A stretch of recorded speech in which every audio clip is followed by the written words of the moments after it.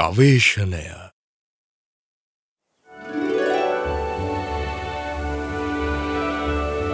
ඔහොම පොඩ්ඩක් ඉන්න මොකක්ද අපිට මග ඇරුණේ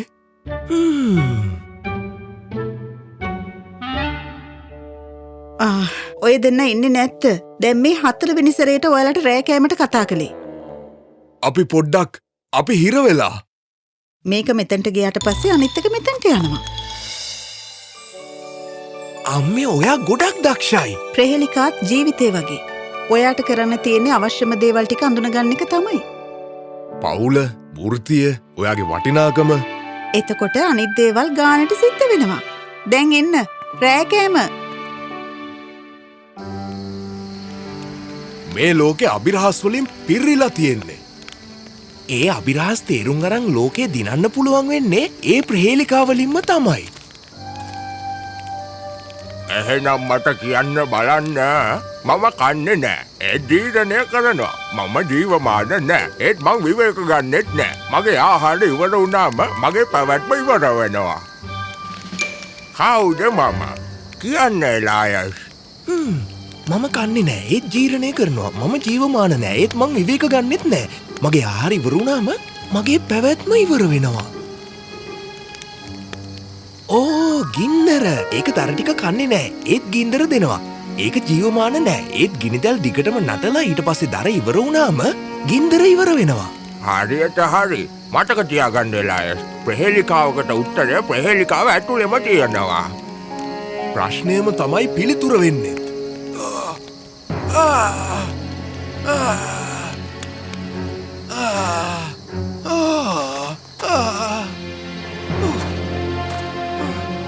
සහෝදරයා අපි ගෙදර යන ගමන් තව පොඩ්ඩ දුරයි තියෙන්නේ. මොකක්ද සිද්ධ වුණේ? ඔයාලා මෙතන ටිකක් විවේක ගන්න.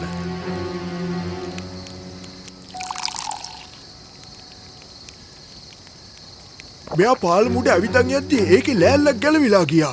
වාසනාවට මෙයා පාලමේ ලණු අල්ලගෙන තිබුණා. නැත්තම් එහෙම ගඟටම වැටෙන්න තිබ්බා. ඒවසු ඇටි අපි මේක නගරාධිපතිට කියන්න ඕනේ. කවද්ද අලුත් පාලමක් හදන්නේ? කවුරු හරි මැරුණාමද? මේක නගරාධිපතිතුමාට කියන්න ඕනේ. මම කිව්ව නේද? අපිට ඒකට සල්ලි ඇත්තේ නෑ. එතකොට රජතුමාගෙන් ලැබෙන ප්‍රතිපාදන වලට මොනවද වෙන්නේ? ඒක අපිම රජමාලිගයට ගිහින් රජතුමාගෙන් අහමු. කොහෙන් ආව හයියක්ද? අපිට අයිතියක් තියෙනවා. රජමාලිගයේ තියෙන්නේ ගොඩක් දුරින්. අනික ඔයාලගේ පවුල් ඉන්නේ මෙහෙ. ඔයාලව හොරු කියලා හිතලා වැදගත් නගරාධිපති කෙනෙක්ට පිටුපෑව කියලා ඔයාලව අත්අඩංගුවට ගන්න ඉඩ තියෙනවා.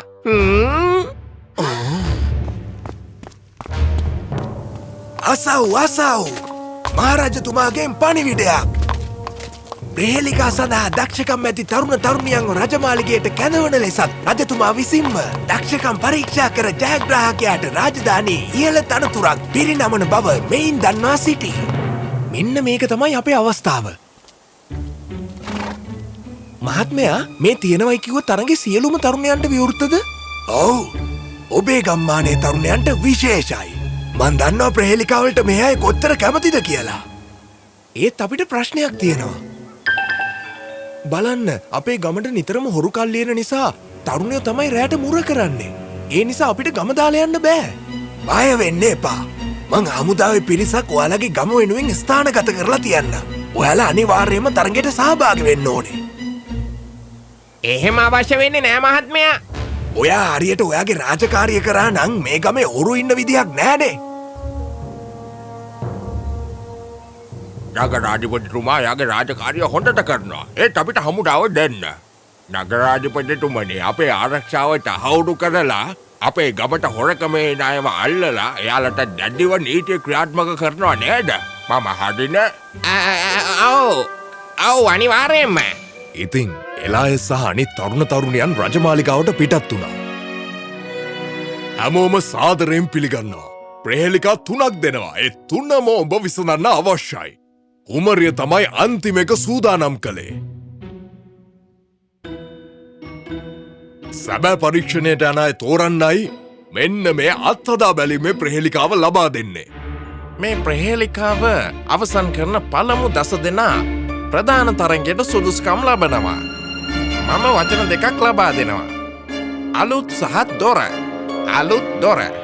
මේ වචන දෙක ඔයාලා තනි වචනයකට හරවන්න ඕන. පටන් ගන්න. මොකද මේ හදන්නේ?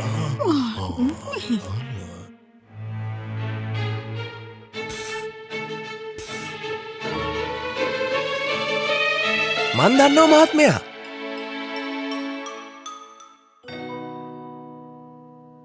ඒක හරි රජතුමනි. අලුත් දොර සාර්ථකව එක වචනයක් බවට පත් කරලා තියෙනවා. ආකර්ශණීයයි තරුණයා. දැන් තරඟය පටන් ගන්නවා. ප්‍රහේලිකා තරඟේ පළවෙනි ප්‍රහේලිකාව මම දැන් දෙනවා.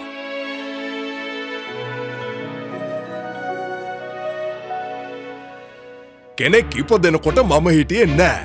ඒත් ඉපදුනාට පස්සේ මම ඉන්නවා. කොහේ ගියත් කවදත් මම දිගටම ඉන්නවා. මම කවුද? ඇත්තටම කවුරු ගැනද කියන්නේ? නැත්තම් මොකක් ගැනද? එකපාරට හිතා ගන්නවත් බෑ. ඒ තමයි මතකය. මගේ උතුමාණනි, මතකය. ඉපදෙනකොට මතකයක් තියෙන්නේ නෑ. මොකද වර්තමානයේ තමයි කවදා හරි මතකයක් බවට පත් වෙන්නේ. එතකන් ඒක වර්තමානය. ඉපදුනාට පස්සේ හැම දෙයකින්ම මතක ගොඩක් අපේ ජීවිතේ ගොඩ නැගෙනවා. ඒක අපි යන්නේන හැම තැනකටම අපි අරන් යනවා. මතකය සදාකල් රඳා පවතී. ඒක හරියටම හරි. හරිම ලස්සනයි. හරිම අපූරුයි.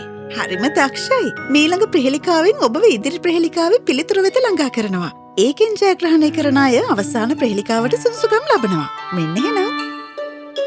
මම එනවා මම යනවා. ඒත් මාර්ගයක් නෑ. මගේ එකම මාර්ගය මා පමණයි.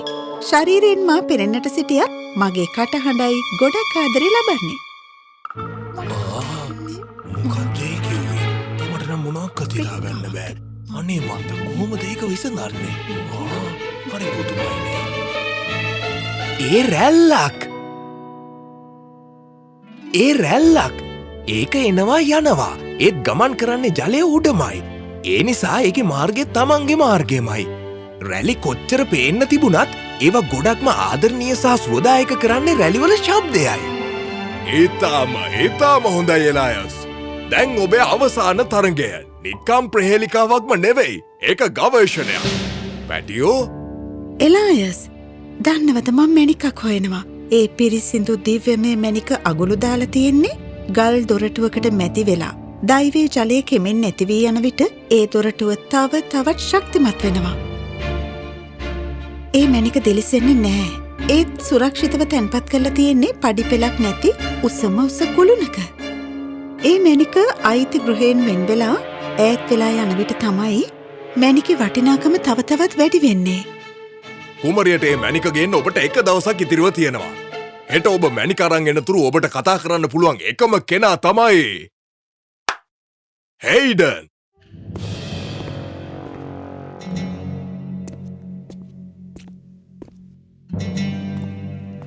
මට හොයාගන්න තියෙන මැණික තියෙන්නේ කුළුණක් උඩ. හෙට වෙද්දී ඒ කියන්නේ කුළුණ ළඟ පාතක තියෙන්න ඕන. හේඩන්, මට කියන්න මේ රාජධානියේ කුළුණ කොහෙද තියෙන්නේ කියලා. මෙන්න ඔයාට සිතියමක්. නෑ, ගොඩක් කුළුණු තියෙනවනේ මේ මාලිගාව ඇතුලේ. නෑ, ඒක එච්චර ලේසි වෙන්න විදියක් නෑ. ඉන්න ගල් දොරටු තියෙන ඒවා මෙහි තියෙනවද? මං හිතන්නේ ඔක්කොටම වගේ යකඩ දොරටු නම් තියෙනවා. පොඩ්ඩක් ඉන්න. හරිම අපූරුයි. හරිම දක්ෂයි. මීළඟ ප්‍රහෙලිකාවෙන් ඔබව ඉදිරි ප්‍රහෙලිකාවේ පිළිතුරු වෙත ළඟා කරනවා. මෙන්න එහෙනම්. අන්තිම ප්‍රහෙලිකාවට ආපු පිළිතුර උනේ රැල්ල. ඒ කියන්නේ මුහුද. හේඩන්, සිතියම මේ තියෙන මුහුද. මන් දන්නවා කුමරියට අවශ්‍ය දේ. අපි යන්න ඕනේ.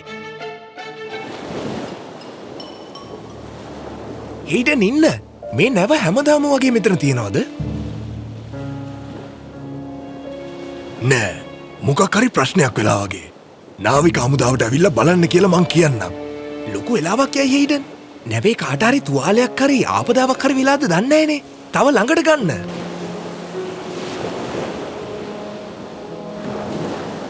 එලායස්, ඔයාට මේවට වෙලාවක් නෑ. සමහර විට මේ නැවියත් වෙලාව එක සටන් කරනවද දන්නේ නැහනේ. එලායස්, ඔයා ජීවිතේ ලොකු අවස්ථාවක් අහිමි කරගන්න හදන්නේ. මට කමක් නෑ. මට මිනිස්සෙක්ව එහෙම දාලා යන්න බෑ. ඒයි හේඩන්. මං හිතුවට වඩා ඉක්මනට ඔයා මෙතෙන්ට ඇවිල්ලානේ. කොහමද කැප්ටන්? එතකොට ඔයාලා දෙන්න අඳුරනවද? මොලයක් සහ හදවතක්. හොඳයි. මම මේක අපේ කුමාරිකාවට දන්වන්නම්. දැන් ගිහින් කුමාරිකාවට මැණික හොයන් එන්න. ඔයාට සුබ ගමන් තරුණයා.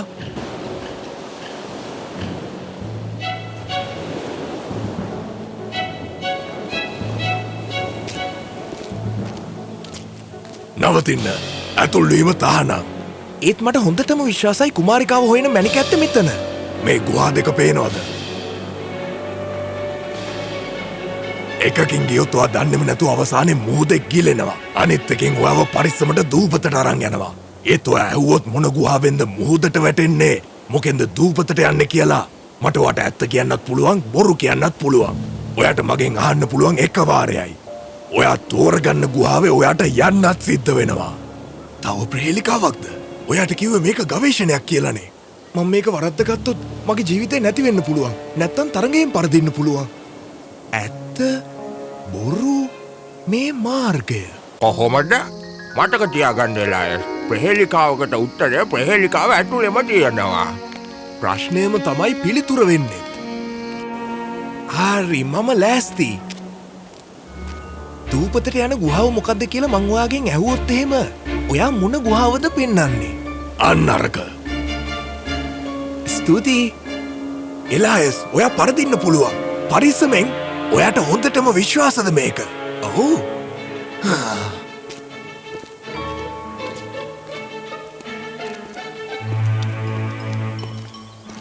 කොහොමද ඔයා ඒක තීරණය කළේ? ඒක තියෙන්නේ ප්‍රශ්නය ඇතුළෙමයි. බලන්න මම එයාගෙන් දූපතට යන ගුහාව මොකද්ද කියලා ඇහුවනම් එයා ඇත්ත කියනවා නම් අනිවාර්යයෙන්ම දූපතට යන ගුහාව පෙන්නනවා. එයා බොරු කියනවා නම් මට මුහුදට යන ගුහාව පෙන්නනවා.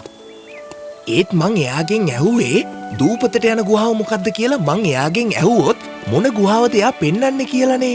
එයා බොරු කිව්ව මට මුහුදට යන ගුහාව පෙන්නනවා කියලා. ඊට පස්සේ දූපතට යන ගුහාවමයි පෙන්නුවේ. ඉතින් එයා මට ඇත්ත කිව්වත් බොරු කිව්වත් මං අහපු ප්‍රශ්නය නිසා ඒ අවස්ථා දෙකේදීම එයා මට පෙන්නුවේ දූපතට යන ගුහාවම තමයි. මගේ තාත්තා කියනවත් වගේ ප්‍රශ්නයේම තමයි පිළිතුරක් තියෙන්නේ. එලායස් ඔයා නම් අපූරු මොලකාරයෙක්. දැන් ඉක්මනට කියන්න කොහෙද මේ මැණික තියෙන්නේ? ගල් දොරටුවකට මැදි වෙලා දෛවයේ ජලයේ කෙමෙන් නැති වී යන විට තමාව තවත් ශක්තිමත් වෙනවා.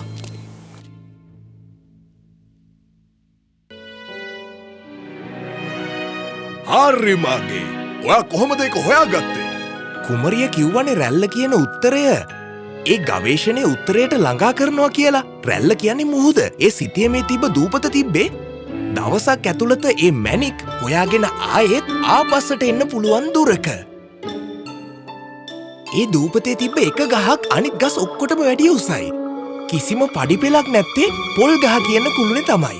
පොල් ගෙඩියත් වට වෙලා තියෙන්නේ ගල් දොරටුවක් වගේ ලොකු කට්ටකින්. පොල් වතුර හිමීට හිඳිලා යනකොට ඒ කට්ට තවත් ශක්තිමත් වෙනවා. ඒකට තමයි දෛවයේ ජලයේ කෙමෙන් නැති වී යනකොට ඒ දොරටුව තවත් ශක්තිමත් වෙනවා කියලා කිව්වේ. ඒක වටිනාකම ස්වභාවිකවම වැඩි වෙනවා කාලයත් එක්ක. හරිම අපූර්වයි. කැමති දෙයක් ඉල්ලන්න තරුණයා. මං මොනවද ඔයාට දෙන්න ඕනේ? රත්තරන්ද මාලිගයක් කියන්න. මට මගේ ගමට පාලමක් තමයි ඕනේ රජතුමනි. මොකක්?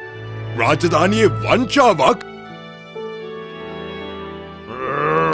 ඔහුගේ ධනය සේරම ගන්න. ඔහුව බරපතල වැඩ සහිතව වහම ජීවිතාන්තය දක්වා සිරකට නියම කරන්න. එතකොට එලායස් මං ඔබ අපේ මේ රාජධානියේ උපදේශකවරයා ලෙස පත් කරනවා. ඔබට කුමාරිකාව සමග ඍජුව කටයුතු කළ හැකි. රාජධානී උපදේශකවරයා හැටියට ඔබ මොනවද මුලින්ම කරන්නේ? මං අපේ ගමේ කැඩිච්ච පාලම ආයෙත් හදන ගමන් අපේ රාජධානියේ බාගෙට නැවතිලා තියෙන සියලුම ව්‍යාපෘති ගැන හොයලා බලනවා. එතකොට අපේ රාජධානියේ සියලුම ගම් නගර ඉතාම හොඳින් තියාගන්න පුළුවන්. මේ දේ තමයි මම උපදේශකවරයෙක්ගෙන් බලාපොරොත්තු වෙන්නේ. ඔබට සුබ පැතුම්. දීගුකල් වැජබේවා. අපේ මහරජ උතුමාණන්. දීගුකල් වැජබේවා. අපේ මහරජ උතුමාණන්. එලායස් තමන්ගේ රාජධානියේ පාලම ඉදි කළා පමණක් නෙවෙයි. ඔහු සහ කුමරිය මුළු රාජධානියම ආරක්ෂාව සහ සමුර්දිය සහතික කළා. කාලයත් සමග එකිනෙකා කෙරෙහි ගැඹුරු මිත්‍රත්වයක් සහ පැහැදීමක්ද වර්ධනය වුණා.